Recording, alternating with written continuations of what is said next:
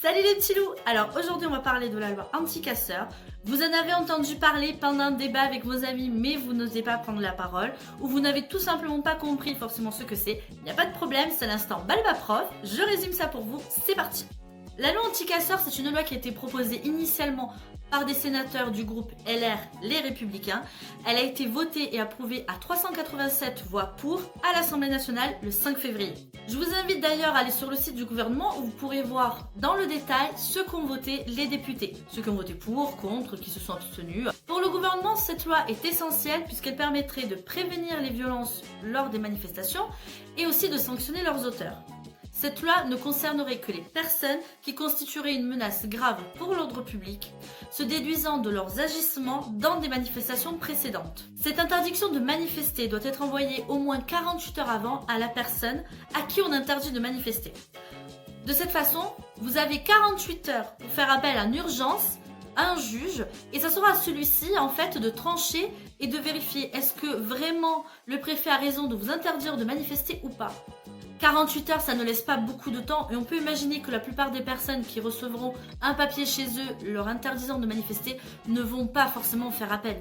Le dernier mot, c'est donc le juge qui l'a, mais le premier c'est qui? C'est le préfet. Et sur quels critères?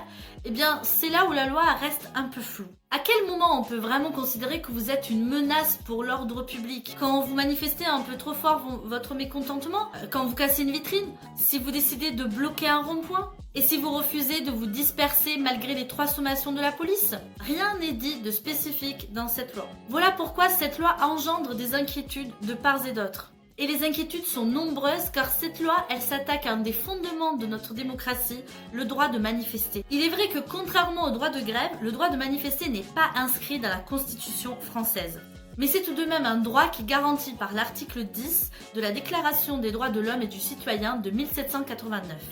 Un article important qui garantit à chaque individu la liberté de manifester ses opinions, quelles qu'elles soient. Le barreau de Paris manifeste aussi des inquiétudes quant à la création d'un fichier où on recenserait toutes les personnes qui seraient interdites de manifester. On serait donc face à un scénario à la Minority Report où en fait vous serez fiché avant même que vous ayez commis un délit, puisqu'en fait le but de cette loi n'est pas de punir les casseurs, mais bien de prévenir leur présence lors des prochaines manifestations.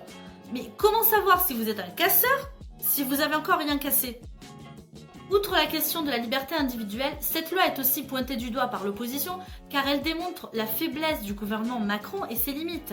Et c'est là aussi où on se rend compte que la République française est quand même fondée sur une sorte de schizophrénie. Car la base du système républicain français, c'est la Révolution française, la prise de la Bastille de 1789, les barricades, le jour où le peuple s'est révolté pour abolir les privilèges et avoir une société plus juste et égalitaire. Et on a aussi accessoirement coupé la tête du roi et plein d'autres personnes aussi qui étaient considérées comme contre-révolutionnaires. Et cet épisode de l'histoire, on nous le rabâche depuis toujours, dans toute notre scolarité et tous les ans le 14 juillet. Même notre hymne national, c'est le chant des révolutionnaires. Nous devons tous le connaître, le chanter dans les stades. Par contre, le passage aux armes citoyens, c'est juste pour le style. Nous fantasmons toute notre vie sur ce passé glorieux de la France, mais surtout, il faut faire en sorte qu'il ne se reproduise pas. Concernant la loi anti-casseurs, rien n'est encore décidé. Cette loi a été renvoyée au Sénat pour une deuxième lecture. Les sénateurs devront se prononcer le 12 mars. Je rappelle que le Sénat est là justement pour garantir que toutes les lois qui sont votées à l'Assemblée nationale soient aussi en accord avec la Constitution.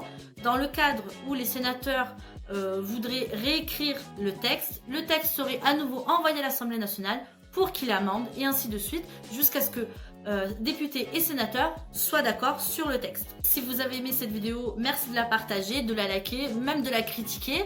Et si vous posez des questions sur l'actualité, sur des sujets que vous n'avez pas forcément bien saisis, vous pouvez les mettre en commentaire. Et je vous laisse avec une phrase de Franklin Roosevelt. Un peuple prêt à sacrifier sa liberté pour un peu plus de sécurité ne mérite ni une ni l'autre et finit par perdre les deux. C'était l'instant Balba Prof. À la prochaine les petits loups!